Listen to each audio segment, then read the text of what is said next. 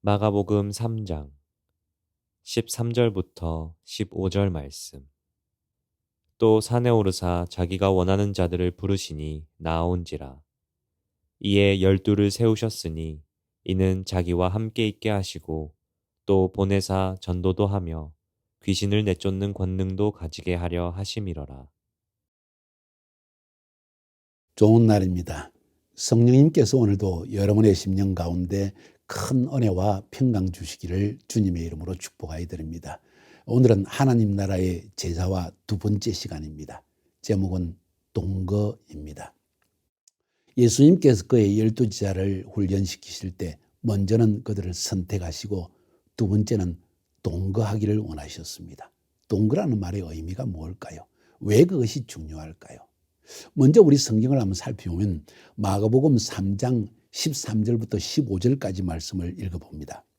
또 산에 오르사 자기가 원하는 자들을 부르시니 나아온지라. 예, 12를 세우셨으니 이는 12제자를 선택하시고 부르신 이유는 자기와 함께 있게 하시고 또 보내사 전도도 하며 귀신 내쫓는 권능도 가지게 하려 하십니다. 하나님의 사역을 하게 하기 위해서 하신 중요한 일을 설명하고 있는데 자기와 함께 있게 하시려고 부르셨다는 것입니다. 제자와의 과정에 있어서 함께 시간을 보내는 것은 굉장히 중요한 것입니다. 어찌 보면 제자와 훈련에서 가장 중요한 부분이 동거의 부분입니다. 함께 시간을 보낸다는 개념입니다. 그런데 오늘 교회 사역을 살펴보면요, 우리가 함께 보내는 시간이 너무 짧습니다.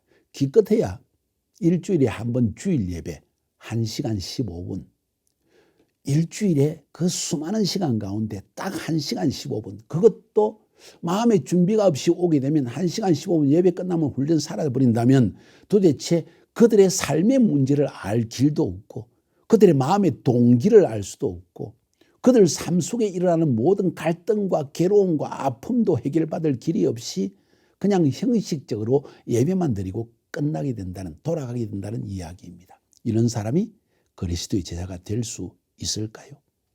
교회는 과연 그런 사역의 계속을 통해서 그 사람이 제자가 될 수 있다고 생각하는 것일까요?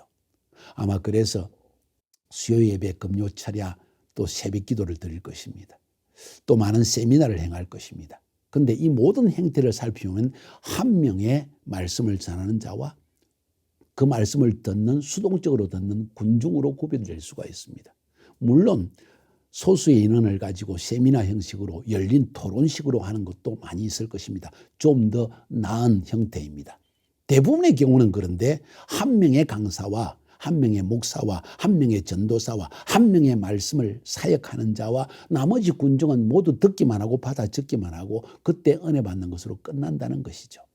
과연 그것을 통해서 삶의 가치는 전달될 수 있을까요? 과연 그것을 통해서 이 사람의 삶의 깊은 속에 있는 문제는 해결될 수 있을까요? 많은 질문이 일어났을 때 그것을 해결할 수 있는 창구는 있을까요? 그것 때문에 교회들마다 세일 사역을 한다고 볼 수가 있습니다. 그럼에도 불구하고 이 세일 사역도 역시 일종의 하나의 인간적인 교제로 그친다거나 잘하면 성경 공부로 끝나는 것이지 사람을 그리스도의 제자로 만들어 나가는 과정으로서의 동거는 되지 못한다는 사실을 인식할 필요가 있습니다. 그래서 오늘 많은 교회들이 선택하는 제자 훈련의 방법이 뭔지 아십니까? 신학교입니다. 성경학교입니다. 전도훈련학교입니다. 수많은 세미나 시스템을 만들어내지만 역시 이것은 예수님이 행하였던 12제자 소그룹과 함께 먹고 마시고 그들의 말을 듣고 대답하고 그들의 동기를 파악하여 책망하고 이런 수준에까지 나가지 못한다는 것 인정하시겠죠.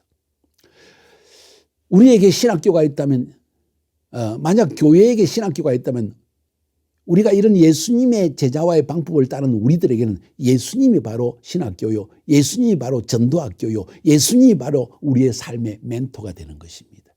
이것이 바로 동거의 중요한 비밀인 것입니다. 제가 그 차이점을 여러분에게 좀 알게 하기 위해서 말씀드리는데 이해가 되시죠? 지금의 교회의 사역과 예수님께서 12제자를 선택하시고 행하였던 사역, 제자와의 과정의 차이점을 지금 보여드리는 것입니다.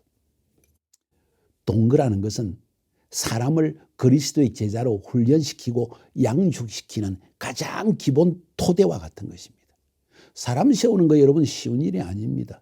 그 사람의 숨겨져 있는 인간적 세속적 동기를 바꿔주는 것이 결코 쉬운 것이 아닙니다. 그 사람 자체도 내가 어떤 마음의 동기를 가지고 있는지, 어떤 인간적인 꿈과 야심을 가지고 있는지 자신도 모르는 경우가 많아요. 함께 생활하고 부딪히는 가운데 나도 알고 보니까 나에게 이런 동기가 있었고 이런 이기적인 욕망이 있었구나 하는 것을 발견하고 말씀을 통해서 부딪히고 지도자의 책망을 통해서 이 사람은 그것을 깨닫고 또 안간 힘을 다해서 기도하고 말씀을 연구하면서 결단하고 또 결단하여서 조금씩 변하게 되는 것입니다. 이런 것이 일어나기 위해서 가장 효과적인 훈련 학교가 바로 동거라는 것입니다. 함께 먹고 자는 것입니다. 그래서 예수님께서는 12제자를 선택하시자 그들을 제자로 만들어가기 위해서 가장 중요한 한 가지 방법을 선택하셨는데 그들을 불러서 함께 있게 동거하셨다는 것입니다. 이야, 이거 기가 막힌 제자화의 방법입니다. 제자화의 방법이라는 말 쓰기가 너무 아까울 정도로 이건 제자화의 핵심입니다. 심지어 예수님은 우리 요한복음 3장인가요? 4장이죠. 사마리아 여인과의 대화를 통해서 그 여인을 예수를 메시아로 믿는 믿음까지 이끌어내신 다음에 이 사마리아 성 수가성에 가서 이틀을 더 머무셨다고 했습니다. 왜? 머물러 있어야만이 예수가 누군지를 그들이 정확하게 알 수 있기 때문입니다. 여인의 말을 통해서는 믿을 수가 없고 예수님이 누군지를 체험해야 되기 때문에 주님은 이틀을 그들과 동거하셨다. 그래서 이 여자의 증거한 말로가 아니라 바로 예수의 말을 직접 듣고 이 수가성 사람이 모두 예수를 믿게 되었다는 이야기를 하고 있는 것입니다.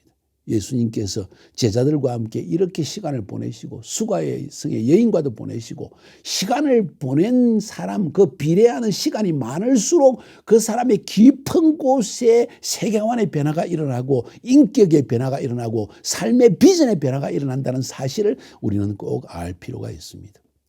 그러면서도 여인들은 제자로 부르지 아니하시고 여인들과는 함께 시간을 보내는 일을 자제하신 것을 알 수가 있습니다. 왜? 성적인 장애가 있기 때문입니다. 이건 우리 사역에서 굉장히 중요한 부분입니다. 남자가 여자를 제자로 삼는다거나 여자가 남자로 제자를 삼았을 경우에 반드시 우리는 성적인 유혹에 약한 죄성을 지니고 있기 때문에 쉽게 넘어질 수 있습니다. 이 부분은 꼭 유념해야 된다고 생각합니다. 예수님이 모본을 보여주신 것이죠. 도대체 동거가 의미하는 것이 무엇일까요? 이건 생명의 전달, 삶의 가치의 전환, 비전의 전달 이런 의미가 있는 것입니다. 시편 133편 1절부터 3절까지 보니까 보라 형제가 연합하여 동거하는 것이 어찌 그리 선하고 아름다운고 머리에 있는 보배로운 기름이 수염 곧 아론의 수염에 흘러서 그의 옷깃까지 내림 같고 헐몬의 이슬이 시온의 산들의 내림 같도다. 거기서 여호와께서 복을 명령하신다니 곧 영생이로다. 뭔 이야기입니까? 함께 동거하기 시작할 때 하나님이 주어진 기름 부음과 축복이 리더를 통해서 그 모든 제자들에게 흘러내리는데 그게 축복이고 그게 영원한 생명의 만족이요 기쁨이요 누림이라는 것을 성경은 말하고 있는 것입니다. 그래서 영적 가족을 지인다는 것은 엄청나게 큰 축복입니다. 이게 바로 동거하는 삶의 기쁨입니다. 우리가 G12 사역을 우리 교회에서 시작하면서 느끼게 된 가장 큰 기쁨은 내가 우리 사역을 위해서 그냥 구조로서 조직으로서 교구장, 소교구장, 구역장 이렇게 나누는 것을 넘어서서 우리는 12제자와 함께 일평생 비전을 함께 공유하는 영적이 가족되었다는 이러한 깨달음이 얼마나 중요한지 모릅니다. 서로 간에 삐걱이 있습니다. 성격이 틀립니다. 호비가 틀립니다. 음식 문화도 틀립니다. 추구하는 것이 틀립니다. 그런데 말씀 안에서 녹아져 가는 겁니다. 나의 잘못된 성격이 깎여 나가고요. 나의 잘못된 인간적인 야심과 비전이 사라지고 녹아져 버리고 하나님의 비전이 내 안에 녹아 들어오기 시작합니다. 이제 영적 가족이 한 비전 가운데 하나가 되어집니다. 함께 만나면 기쁨이 있습니다. 각 사람에게 있는 하나님의 축복과 기름 부음과 은혜가 다른 사람에게 전달되어집니다. 아론의 수염에서 흘러내는 기름처럼 모든 사람이 거의 전달되어집니다. 이게 동거의 비밀이요 동거의 축복이라는 것입니다. 동거라는 말의 의미는 우리말로 표현하는 많은 시간을 함께 보내는 것이 필요하다는 것이죠. 그래서 저희는 이 사역을 하면서 카이로스 훈련 학교라는 것을 실시했었습니다. 한국에서는 우리 청년들, 대학생들이 1년 동안 직장 학교를 내려놓고 선교지 터키, 요르단, 이스라엘 이 지역을 오가면서 터키에서도 이스탄불, 안디옥을 오가면서 3개월씩 시간을 보내면서 적어도 10명에서 12명 정도의 청년들이 공동생활을 하면서 동거합니다. 지도자도 물론 그 가운데 함께 동거합니다. 함께 돈을 내서 밥을 먹고 함께 돈을 내서 여행하고 함께 매일 말씀을 상고하면서 서로 나눔의 시간을 가지고 이런 동거함을 통해서 우리 청년들이 깨달은 것이 뭔지 아십니까? 야, 내 안에 이런 악한 성품이 있구나. 내 삶의 라이프 스타일이 엉망이었구나. 정말 나는 이기적으로 나만을 생각하는 사람이었구나. 내가 살아가는 방식이 잘못되었구나. 내 인생의 참된 의미가 모르는 채 나는 방황하고 있었구나. 이런 사실을 1년의 시간을 보내면서 깨닫게 되어지고 그 가운데 수많은 사람들이 주님 앞에 헌신하게 되었다는 거예요. 약 10년간 이 사역을 해서 약 120명이 졸업했는데 그 가운데 33명이 풀타임으로 하나님께 헌신하게 되는 쾌거를 누리게 되어졌습니다. 저의 소망은 이 120명 전부가 한 명도 빠짐없이 하나님의 사역으로 돌입하는 사역자로서의 삶을 시작하는 것을 눈으로 보기 원하고 그걸 위해서 계속 기도하고 있습니다. 어떻게 해서 그런 엄청난 사람들이 예수 믿고 헌신하고 아직 교회 다닌 것 자체, 교회 자체에 대해서 부정적인 생각으로 가득하던 청년들 중에 33명, 약 30%에 속한 청년들이 풀타임으로 들어가는 이 축복을 누리게 된 이유가 뭔지 아십니까? 비결이 뭔지 아세요? 그들이 제자가 되었기 때문입니다. 어떻게 제자가 되어졌습니까? 동거하는 일을 통해서 그것도 단지 6개월, 1년 머무르는 것을 통해서 그들은 그리스도의 제자로 헌신하는 삶을 살 수 있게 되었다는 것입니다. 바로 그 사실 때문에 예수님께서는 12제자를 선택하시고 그들과 동거하기를 선택했다는 것입니다.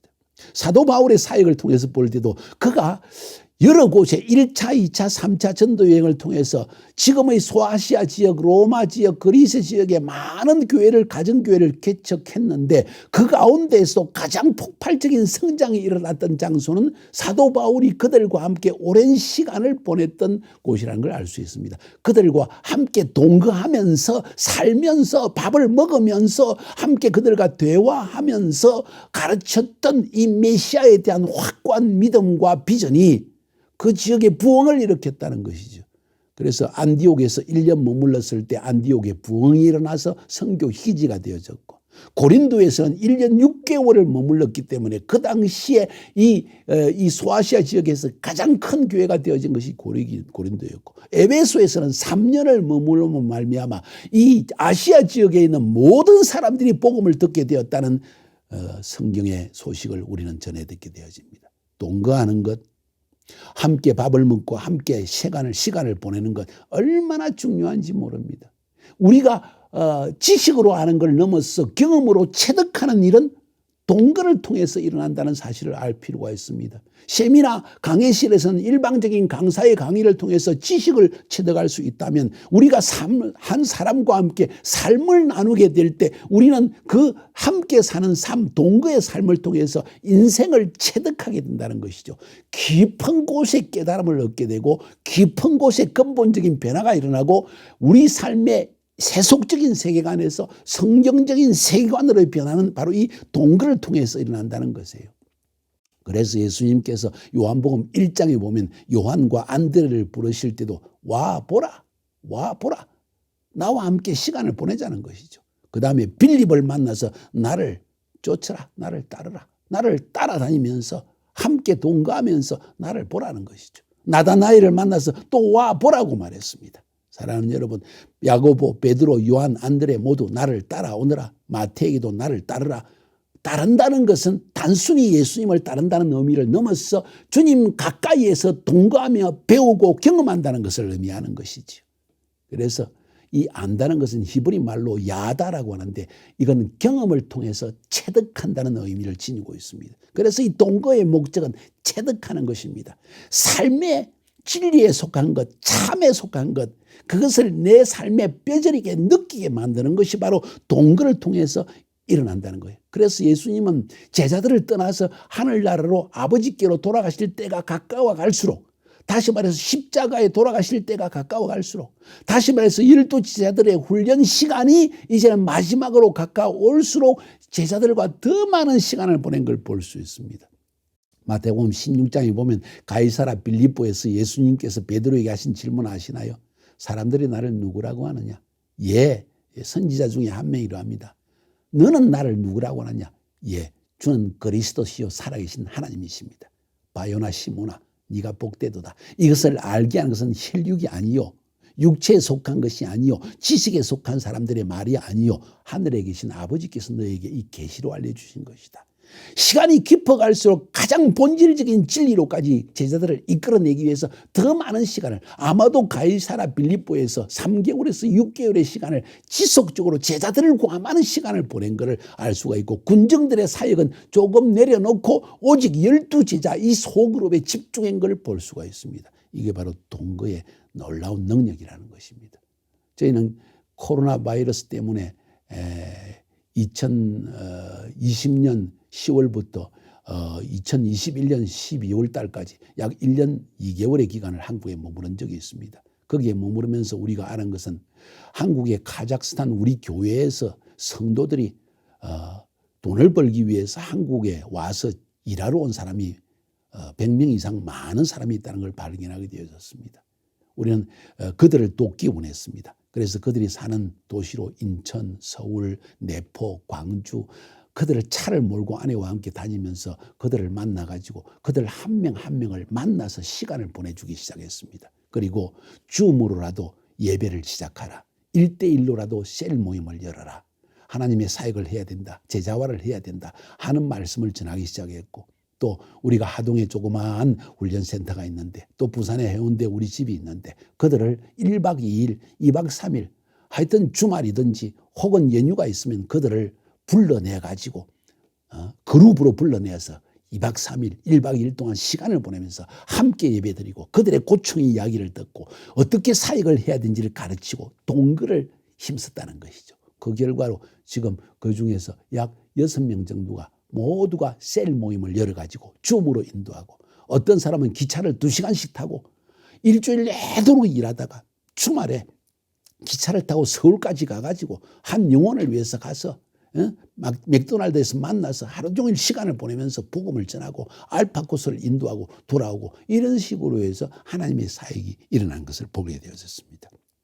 어떻게 해서 이들이 그렇게 한국의 공장에서 일하는 거 쉽지 않거든요. 지치고 피곤해서 주말에는 쉬어야 되는데 그럼에도 불구하고 하나님의 사역에 전념할 수 있었을까요? 우리와 함께 동거함을 통해서 인생을 살아가는 삶의 가치가 뭔지를 깊이 깨달았기 때문입니다. 단순히 말씀만을 듣고 그냥 형식적으로 그 근처에 있는 러시아 말을 하는 교회 다니는 정도로 그쳤더라면 아마도 그들은 이렇게 하나님의 나라를 위해서 사역하는 일꾼으로 세움받지 못했을 것입니다. 그런데 그들은 주말에 이렇게 사역에 온 힘을 씀에도 불구하고 가장 행복한 사람이 되어졌습니다. 한 달 전에는 그들이 그렇게 직장에서 일하고 벌은 아까운 돈으로 11조를 할 뿐만 아니라 그 돈을 모아가지고 비행기표를 사서 우리가 있는 터키까지 와가지고 2주 동안 또 거기에서 복음을 전하고 또 특별 세미나를 하는 동거의 시간을 가졌습니다.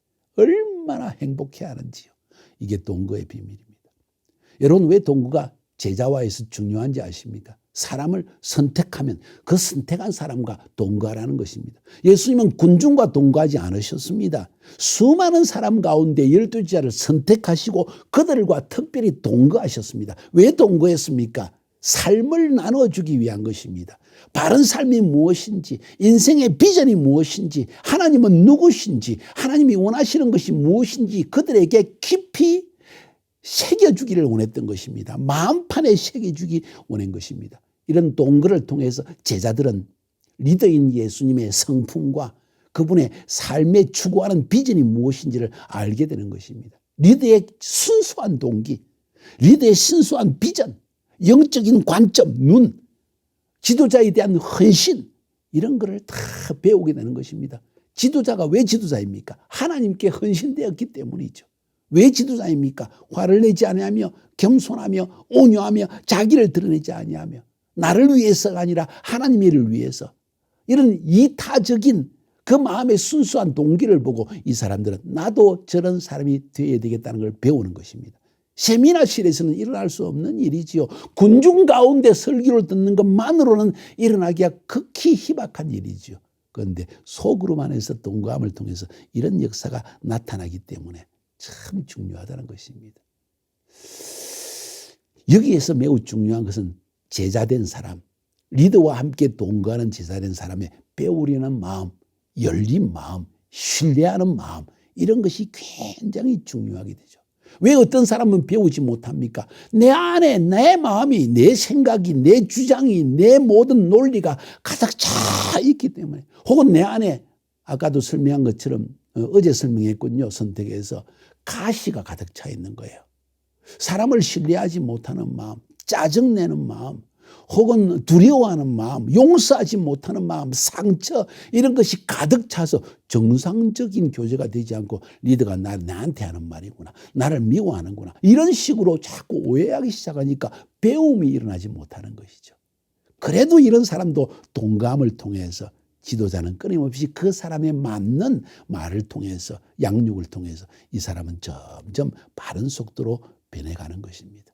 동거하면서 제자들은 예수님을 닮아가기 시작했고, 예수님이 십자가에서 죽으시고 3일 만에 부활하시고 그리고 성천하셨을 때 그분의 말씀을 듣고 가서 모든 족속을 제자 삼으란 말씀을 들고 나가 그들은 예수님처럼 베드로는 십자가에 꺾울려 매달려 순교하고 그 이후에 요한을 제외한 대부분의 그리스도의 제자들이, 사도들이 모두 순교하는 삶의 헌신을 보여줬다는 것입니다.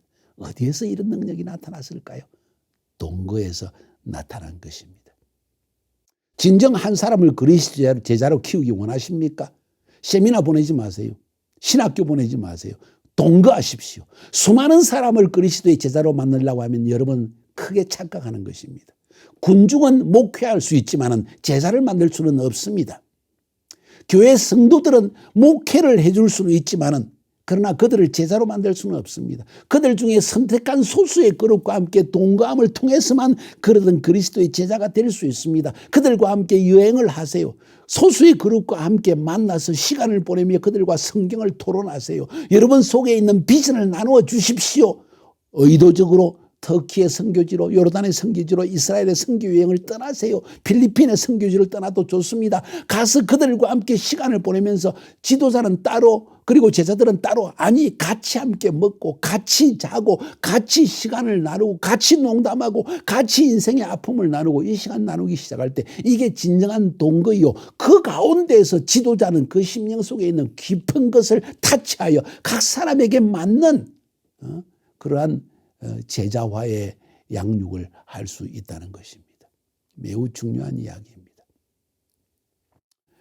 말씀을 마치려고 합니다. 할 이야기가 너무나 많지만 동거에 대해서는 어떻게 동거의 원칙을 우리 삶에 적용할 수 있을까요? 가장 중요한 것은 사람을 선택하는 것입니다. 선택하여 그들과 함께 자주 만날 수 있는 시간을 만들어내는 것이 중요합니다.